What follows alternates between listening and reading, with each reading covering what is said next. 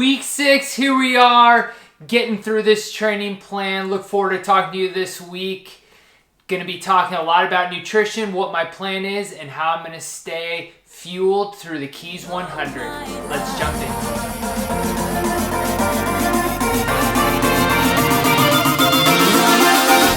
And you're my love.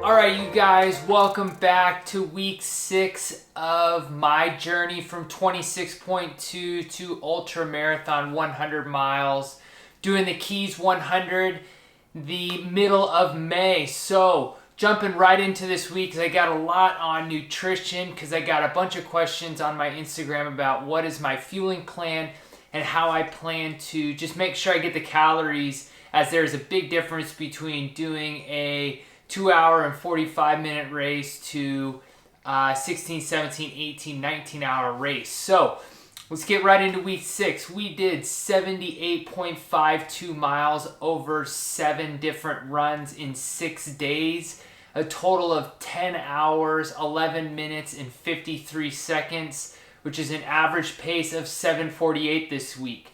One thing I found interesting when I was looking at my average heart rates for the week, every single one of them was under 140 beats per minute, other than the hill workout. So we averaged out 136, 136, 141, 134, 136, and 139. So this is really good to see. The pace is around 140, or the pace average was 748. And the heart rate was well below 140 this week. So I think that lets me know I can start taking up that pace a little bit on my easy runs and still keeping it well below my math tone range. So I'm going to definitely be doing that for week 7 coming up. I did 2 quality sessions this week. One was Saturday, and then one was on Thursday, I believe, before I headed up to a work meeting a couple hours. I had to end up getting that one in around 4 a.m. So that was a pretty brutal one for me. But let's dive right into quality session number 1. It's going to be a real quick one because runner dread, my watch died. About 5 miles in, I knew the course, luckily, so I knew exactly where I had to run to get my mileage in, but it was 5-mile warm-up, 5-mile cool-down, and 5 miles of tempo in the middle of it. The tempo was right when my watch died. I literally came down to start doing my tempos, and my watch just shut down on me. I had it plugged in the night before, but unfortunately, for some reason, it decided it didn't want to take charge, and so I was stuck guessing. If I had to put a time on it, it felt around a 6:40 for the tempos, and when I got home and looked at the time from when I had left to when I got home, it would make sense as that was where it was, because my easy pace I can easily feel is typically right now between 7:35 and 7:55. So I'm quite certain that I was probably around that 6:40 range for those tempos. So it was a good workout, definitely put in the effort. But I have no data to back it up, but I know it was done, and so that was good for me. Workout number 2, hills. You guys know I love hills, so I was able to squeeze in some hill work this week, just as like a focus type workout. Yes, I'm getting a lot of hills in during my training run. Like this Saturday was close to 1,000, or today, the workout was close to 1,000 feet of climbing over my 25 miles, which for a road is pretty good, and considering my 100 miler has less than 200 feet of climbing, it was some decent running. I know all my trail friends are out there laughing, like 1,000 feet, that's what I do in some 1 mile runs. But This is a road race, so I'm doing something a little different. But my hill workout, the trusty half-mile hill, 5 times 800-meter hills, and then did 3 times 30-second sprints up the hill. I was going to try to get in a little bit more of these sprints, but as I had said, I had to get this workout done at 4 a.m. in order to get to a work meeting on time and to beat the traffic here in Southern California, which can be brutal. But this week's workouts, really solid, really excited to see the heart rate still down with all these miles. My highest mileage week, not counting the way I had to put 2 long runs in a couple weeks ago, but to be able to get 78.52 miles in and still feel as fresh as I am for somebody who averages about 60 miles a week, this is really good. So got a couple more weeks of putting in the mid to upper 70 miles, and then I'm actually going to do 1 cutback week to put it into the 60s and then build up back into the high 70s, low 80s. So I'm looking forward to that. But as I had mentioned, I'm going to talk a lot about nutrition this week and really kind of the foundation of where I build my nutrition, the data that I use to support my nutritional choices, and then kind of my loose plan for nutrition as of right now. So one of the biggest things that I look at is where do we get the data? And so not only do I get it from athletes, not only do I get it from my experiences in Ironman as well as my ultra marathons that I have run, but also from just data and science and taking peer reviewed articles and putting them all together. So the one that I really like to reference is as you can see here, it is the journal. It's from the Journal of International Society of Sports Nutrition. The article itself is called "Nutritional Considerations for Single-Stage Ultra Marathon Training and Racing." The lead author is Nicholas Tiller, and so what this goes into is a lot of different things for pre-race and training type nutrition, as well as this goes into race nutrition. So I'm going to spit out a bunch of numbers and then we're going to make it all make sense at the end. But really, one of the things that helps us type A athletes is the data that supports the decisions we're making to give us more confidence as we're going into the race. So I'm going to be showing you some information, kind of pulling out little pieces of this article as well as diving a little bit deeper. So I apologize, I am going to read some of these numbers, but I just want to make sure I get it right so you guys can understand. So I'm going to focus mostly on the racing aspect. I'm not going to talk so much about the pre-race nutrition, but I'm just going to focus on the racing aspect. One thing I am going to talk about on the pre-race nutrition is the 48 hours leading up to it and the importance of making sure you're getting the correct and a little bit larger amount of calories. And the reason is during an ultra marathon, or as I have experienced in Ironmans, you go through calorie depletion. So you don't have the ability to refuel your body with the amount of calories you're putting out. And so it's important to make sure you're having very nutritional dense food to be able to accommodate this calorie deficiency you're going to experience over these long races. And so those 48 hours leading up are extremely important in that. So make sure you're getting the right nutritions that are good for your GI and also being able to get that the fluid and nutritions that you need.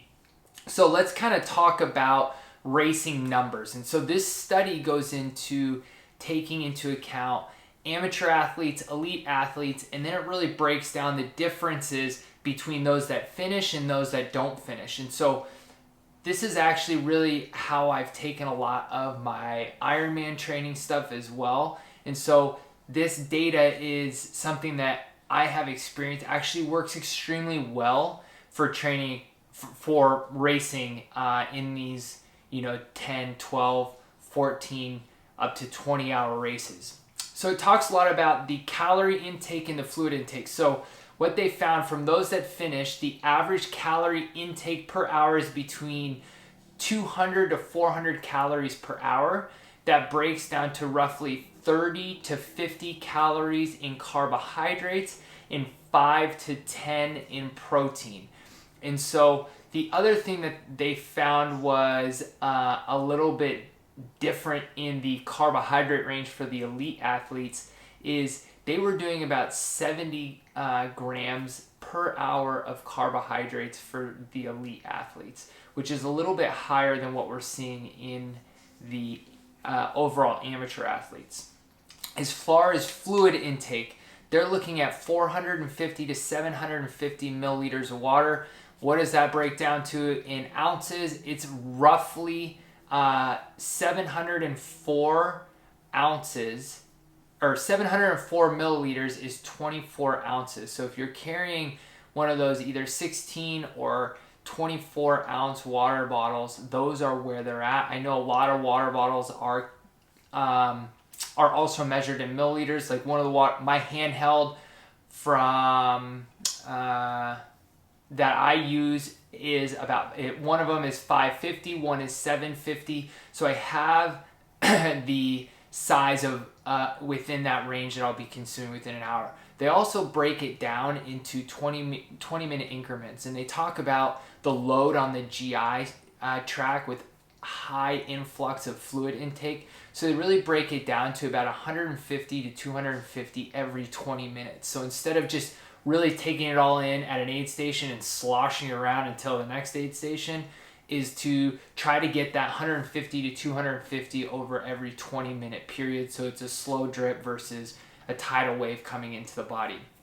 The other things they talk about is introducing caffeine. I am a big fan of utilizing caffeine in races. The gels I use, the electrolyte drink that I drink sometimes has caffeine in it, and they talk about the benefits that it has in the long end of the race. So like, for example, my Nuun has caffeine in it that I utilize. My gels from Honey Stinger have caffeine in it. And so whatever you utilize for your training, if you can tolerate and you use caffeine, there is scientific benefits to using that later in the race. The other thing they talk about is the introduction of sodium into races and how you're going to need to make sure you're taking in the sodium, which is about 300 to 500 milligrams per hour. So if you're used to using it with just the fluid intake and you can measure that out, that's great.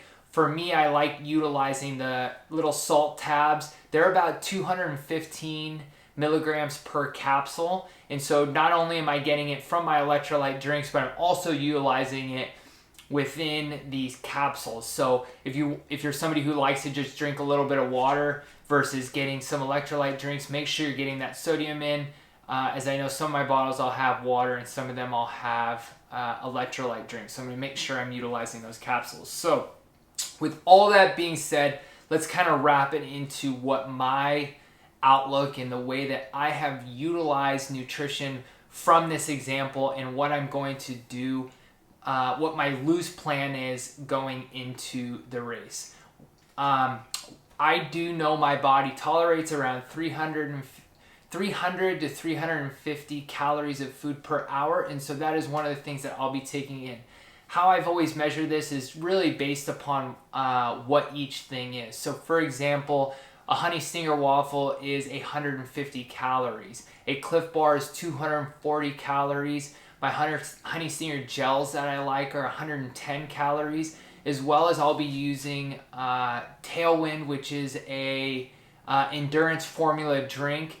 For every 24 ounces, or that equates to almost a little over 700 milliliters, is 100 calories as well. So these are kind of the main staples that I'll look at, as well as I'll be introducing different things as the race goes on. So looking at it from 300 to 350 calories per hour, as well as knowing I'm going to be in Florida, my sodium, which is salt tablets, and fluid intake is going to be on that high end. So I'm going to be closer to that 700 to 750 milliliters, if not potentially a little bit more per hour on the run. I'm going to be doing heavy water on this, as well as some of the endurance drinks that I do drink, but understanding the humidity is going to be important for me.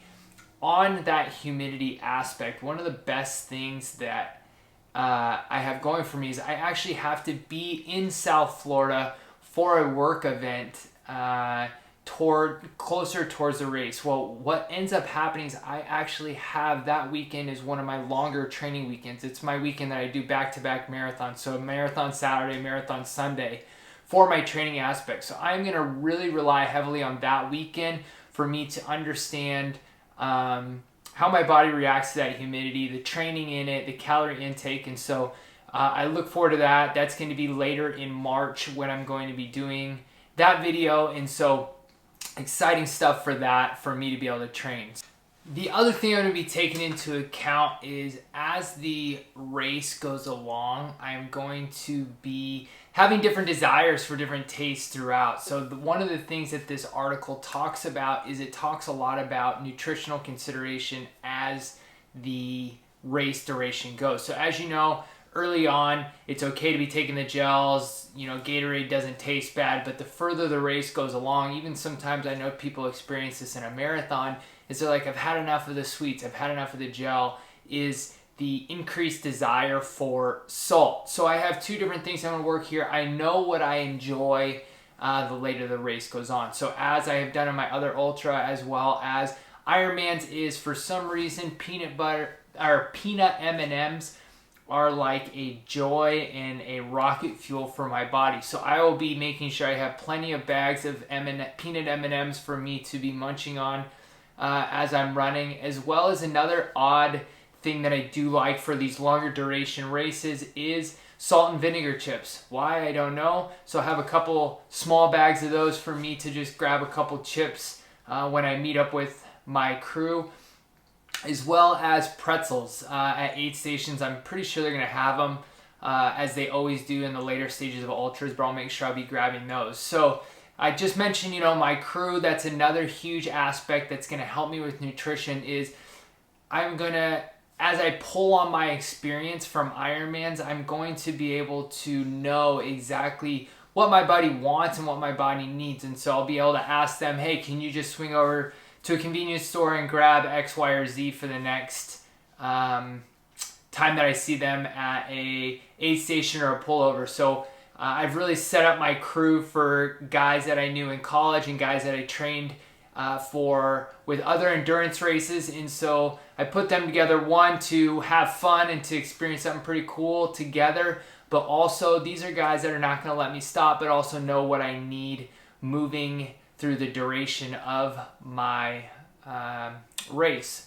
So that's what I got for nutrition. If you guys have any questions, feel free to reach out to me in the comments below. Reach out to me on Instagram, The Pace Pusher. Again, hit subscribe, keeping these videos coming, and I look forward to catching up with you for week number 7. Have a good one, guys.